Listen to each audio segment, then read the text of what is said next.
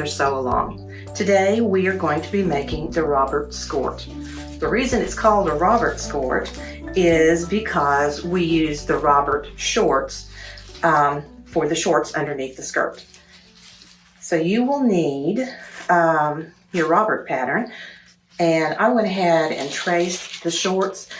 It's easier to deal with it that way than to fold the rest of the long leg up and be sure that you're not cutting it when you cut out your shorts. It doesn't take that long. And if you do trace it, be sure that you mark the grain line, the fold line for the casing, the fold line for the hem, and of course which one's the front, which one's the back. And you will also need your waistband piece. And you don't have to trace that if you don't want to. But if you do, go ahead and mark the fold line on the waistband as well. Then you will need the PDF skirt pattern, the Robert Skort pattern. And this is one of our first PDF patterns that we did. And so you don't have the ability to turn off the layers and just print the one size. But the good news is for printing your pattern, it's just 6 pieces of paper. Then we're going to add something to the Robert shorts. We're going to add a cute pocket. So in addition to your front and back and band of your Robert, you also need the pattern pieces for the pocket. And there will be a pocket lining, and then there also is a template for cutting out the curve on your pants. So we'll talk about that after we get everything cut out and are ready to start sewing. So this is not a pattern piece. Don't cut anything with this yet. Just keep it on hand. And then we're going to put a little ruffle on top of the pocket too. So it'll be really girly and cute. Get your things together, your fabric, your patterns, and we will get started.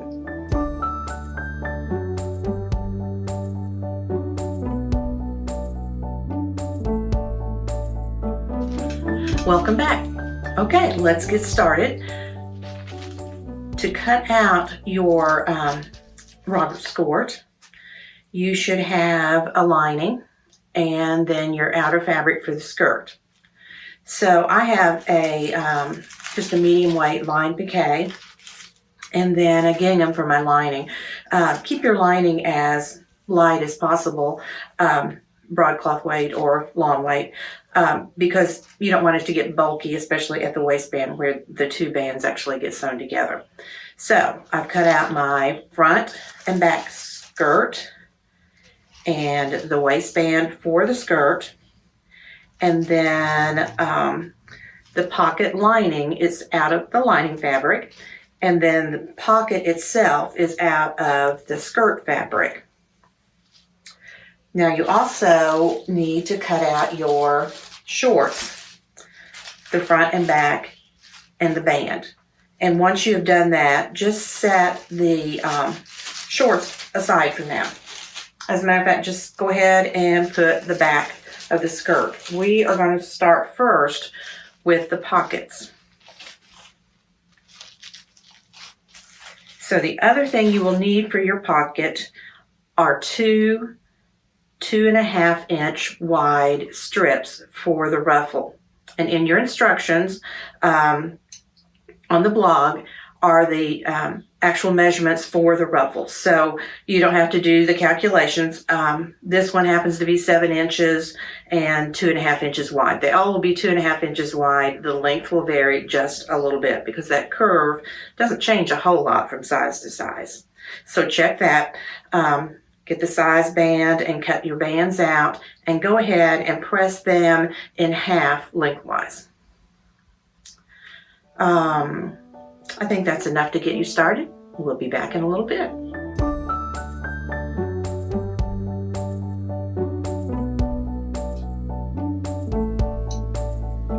Welcome back. We are ready to get started. I hope you got everything cut out. And right now, all you need is the front of your skirt, your ruffle strips, and your pocket pieces. So the first thing I want you to do is, if you haven't cut the curve out using this template, Be sure you do that while your skirt is still folded. As soon as you take it off of the skirt pattern piece, go ahead and lay your template at the top. Be sure that you line up top with the top of the skirt and then side with the side seam. So after you've cut both of those, then I want you to gather your ruffle. Now I know that your pattern piece indicates that this is a 1/4 inch seam here, but we are going to do a 1/2 inch seam. And the reason for that is I don't want this ruffle to be, to make that pocket opening too hard for our little girls to get their little hands in. So, so that's why we're increasing that stitch length just for this pocket curve. So after you have got your strips for your ruffle gathered, go ahead and pin them on and match the raw edge of your ruffle with the side seam edge of your skirt. Same way at the top. Match this edge of the ruffle with the top of your skirt.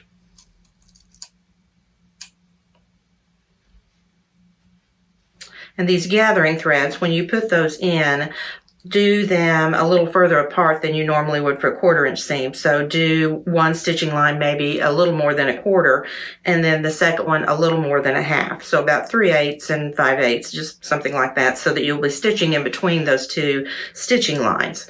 So after you've done that and stitched on your ruffle, you can see I've used a 1/2 inch seam allowance. Now you're ready for your ruffle lining. And in this case, there isn't a right or wrong side, but if you do have a right or wrong side to your lining, be sure that this is right sides together, right sides against the skirt.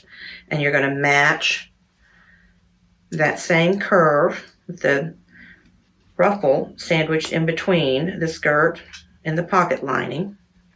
And then when you stitch, flip this over so you can follow that same stitching line to sew your lining on. So get that much done, get your ruffles gathered, stitched on your curves, and your lining stitched on. After you have stitched that on, you can go ahead and trim this seam allowance to 1/4 inch or maybe even a little less than that.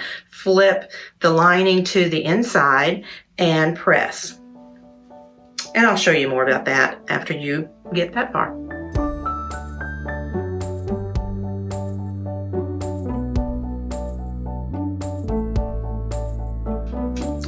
Okay, now that you have got your ruffle on and your pocket lining stitched and trimmed and pressed, go ahead and flip your skirt front over and take the piece that's labeled the pocket that's out of your skirt fabric and place the right side of the pocket, in this case is line pique, so the distinct lines, place that right on top of the pocket lining. And by the way, these instructions are in with the Robert instructions, the pocket part. The only part that's different is the ruffle. So after you've done that, pick up the pocket and the pocket lining and start pinning around this edge. So what you're going to do is you're going to lift it from the rest of the skirt and you're just going to sew these two outer edges. And that's a 1/4 inch seam. And that's what I did here. So now the next thing is to line up these edges. So let me take the pins out for a second. So you've got your pocket lining, the top edge of your skirt, and as well as your ruffle. So those are all kind of placed and sandwiched together with these raw edges together.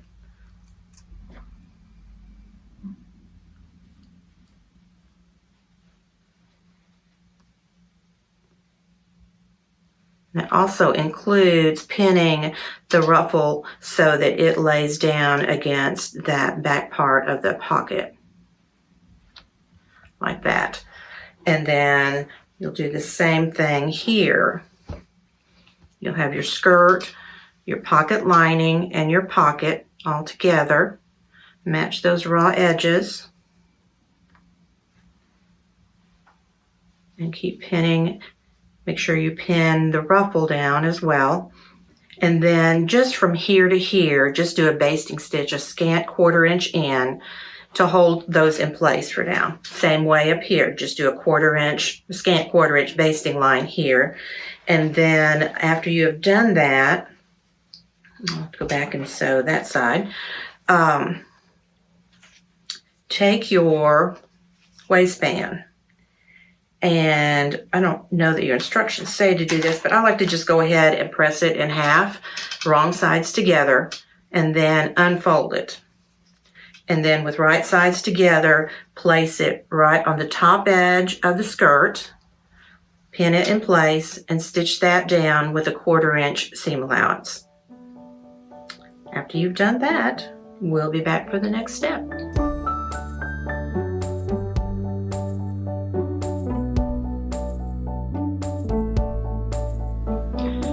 Now, you should have your side seams done, and I did go ahead and serge my side seams. Put your skirt to the side for now and get out your shorts. And the first thing you're going to do is your center front and center back seams. And I went ahead and finished those with my serger as well. Then the next thing you will be doing is taking your waistband and stitching it on the top of the shorts front. Make sure it's the front and not the back. So you'll be stitching that seam, then press that seam toward the waistband, the seam allowance, and then that will allow you then to put your back to your front and do the side seams and finish those as well. This won't be long before we have it all done.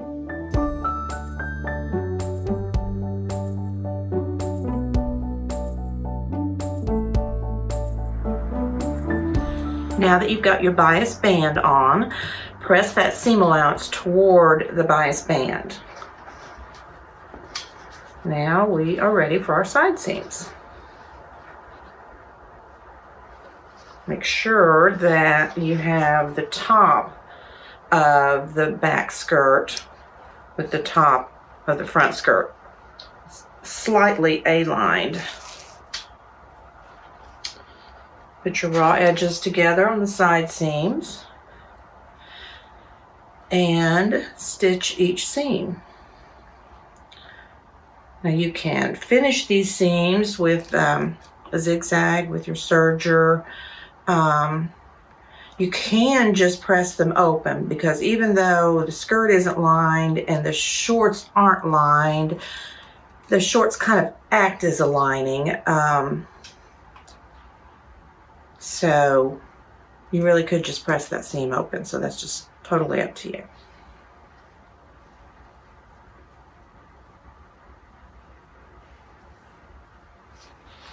So get that done. I'll do the same. And then we will be ready to put the skirt aside and get going on the shorts.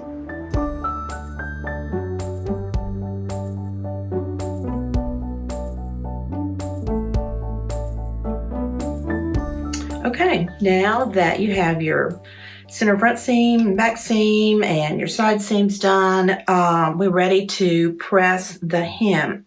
Excuse me. And the reason you do it now is because it's just easier to press something when it's flat instead of in a circle. So you're going to press it 1/4 inch along the bottom edge, and then press on that fold line, which is 1 inch for the hem. You'll do that on both legs. After you do that, then unfold it and put right sides together so that we can do the crotch seam.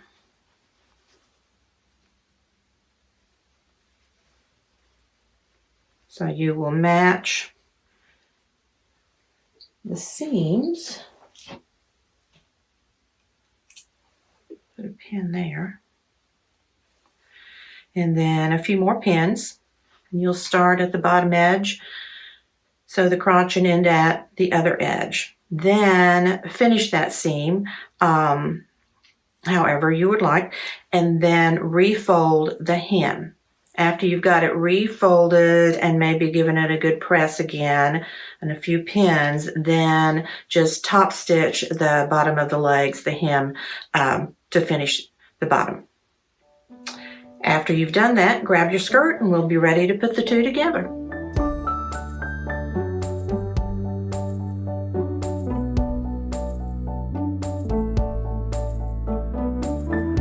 Now that you have your shorts ready to put inside your skirt, turn both your shorts and your skirt right side out. Put your shorts on the inside, matching up side seams and the top raw edge so that those edges are perfectly matched together.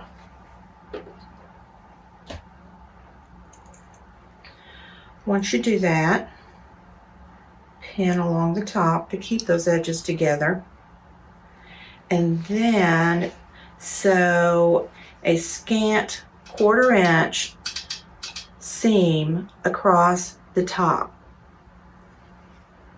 Once you've done that, I want you to press on that seam. So once you've pinned, once you've stitched, now you're going to press a 1/4 inch. So you won't be seeing that basting stitch that you put in there. Well, you'll be seeing it from this side, but you won't see it from that side. After you've done that, then continue pressing on the fold line. I have a line marked there that's fading. But anyway, there's a line right there. Once you have done that, you will continue that all the way around, even at the front waistband. And then you will stitch 1/16 of an inch from the top edge all the way around. Do that. I don't want to give you too much to do. Do that, and then we will finish up.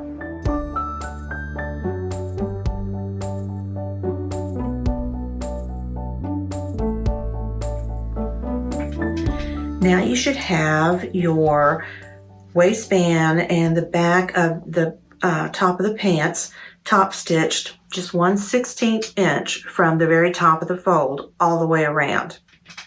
And then for the casing, you will come back and top stitch at the bottom of the fold, and you will just stitch from side seam to side seam.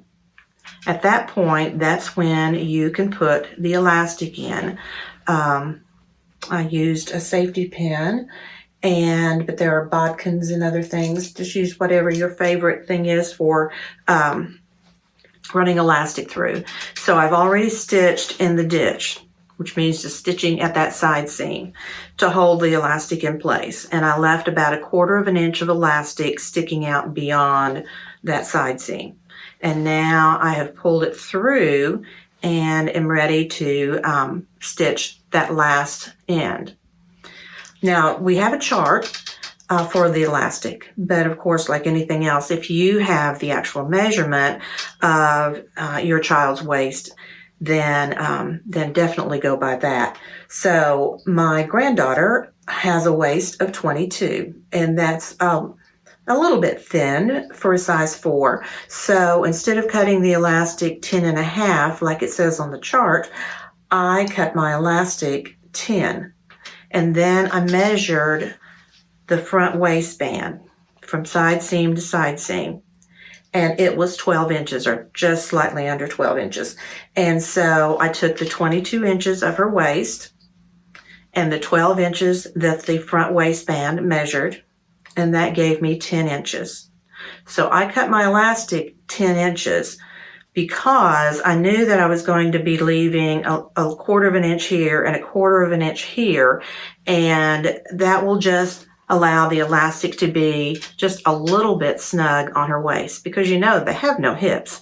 So if you make it the exact size of the waist, I think their skirt's going to be sagging.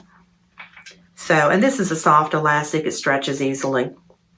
So again, if you have those measurements, then you can do your own math for that. If not, just go by the chart and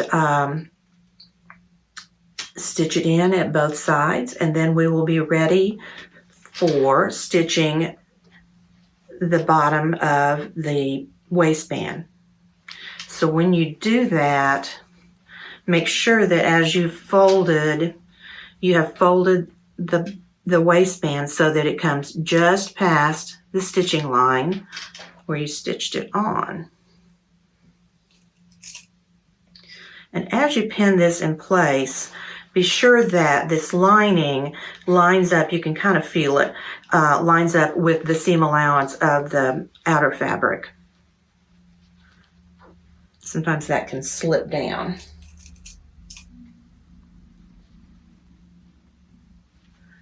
So continue pinning that, and then with this side up, you're going to stitch just barely above the stitching line. So you'll have a 1/16 of an inch stitching line here and another one right down there just above that seam. Okay, get that done and we will talk about the hem.